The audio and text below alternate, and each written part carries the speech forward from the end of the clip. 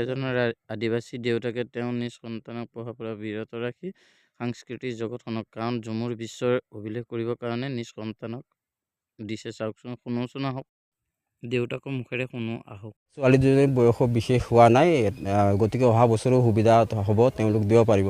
কিন্তু বিশ্বৰ ৰেকৰ্ড লিখি আমাৰ এটা ধৰক ঝুমুৰ, আমাৰ চাহ শ্ৰমিক বা আমাৰ আদিবাসীসকলৰ এটা বাপতিসাহোন বুলিয়ে মই কৈছোঁ, সেইটো যেতিয়া আমাৰ এই বিশ্ব দৰবাৰত উপস্থাপন হ'ব, সেই জেগাডোখৰত যদি আমি উপস্থিত থাকিব পাৰোঁ, আমাক নিজে গৰ্বিত হ'ম। আৰু সেই উদ্দেশ্যকে আগত ৰাখিয়ে বৰ্তমান মই ছোৱালী দুজনীকো এবাৰ পৰীক্ষা দিবলৈ বাধা কৰিলোঁ আৰু ময়ো চিলেকশ্যন হৈছোঁ। গতিকে মই ঝুমুৰৰ বাবে প্ৰস্তুত হৈ আছোঁ বৰ্তমান, আৰু ছোৱালীজনীক দুজনীক অহা বছৰলৈ পৰীক্ষা দিয়াৰ মই ব্যৱস্থা কৰিম, বা তেওঁলোক নিজেও সাজু হৈ আছে অহা বছৰত পৰীক্ষা দিম বুলি। তেওঁলোক হাই ছেকেণ্ডেৰী ছেকেণ্ড ইয়েৰত আছে।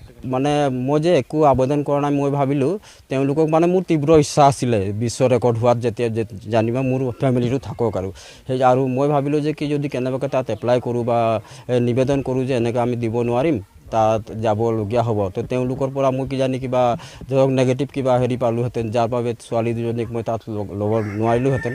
আৰু সেই কথা ভাবিয়ে মই মানে তেওঁলোকক নজনালেও আৰু আপোনাৰ হ'ল একো দৰখাস্ত দিয়া নাই। মই যথেষ্ট ভাল পাওঁ, সৰুৰ পৰাই ভাল পাওঁ, আৰু আমাৰ মায়ে হওক বা আমাৰ বাইদেৱে হওক নিচুকনি গীতটো আমাৰ ঝুমুৰ ভাষাতে বা আমাৰ বগানীয়া ভাষাতে কৈছিলে, শুনিছিলোঁ আৰু খুব ভাল লাগে, আৰু বৰ্তমান আমি চলি আছোঁ। এটা কথা ক'ব পাৰিম নেকি, সেইদিনা কোনোবা মোক কালি ক'লে যে কোনোবাই লিখিছে যে টকা 25,000 চৰকাৰে দিব, আৰু সেইকাৰণে যেনিবা লোভত ছোৱালীক স্কুল এৰায়ো দিছে। কিন্তু সেই বিষয়ে মই একেবাৰে মানে মোৰ নহয়, এইটো পইচাৰ কাৰণে আমি লগা নাই। মই এতিয়া আপোনালোক কৈ গ'লোঁ, সৰুৰ পৰাই ঝুমুৰৰ ক্ষেত্ৰত আমাৰ এটা ৰাপ আছে, আৰু সেইকাৰণে এতিয়া ধৰক এইবাৰ 25,000 টকা কেতিয়া ঘোষণা কৰিছে, এতিয়ালৈকে মোৰ ওচৰত শুদ্ধ নাই, মই গমেই নাপাওঁ 25,000 যে চৰকাৰ দিব। কিন্তু আমি এতিয়াই নহয়, আজি সৰুৰ পৰাই লাগি আছোঁ, আৰু ঝুমুৰতে লাগি আছোঁ।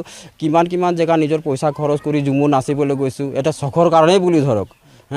আৰু এইবাৰ কিছুমানে কোৱা শুনিছোঁ 25,000 টকা চৰকাৰে ঘোষণা কৰাৰ বাবেহে বোলে পৰীক্ষা নিদিয়াকৈ ল'ৰা ছোৱালীক লৈছে।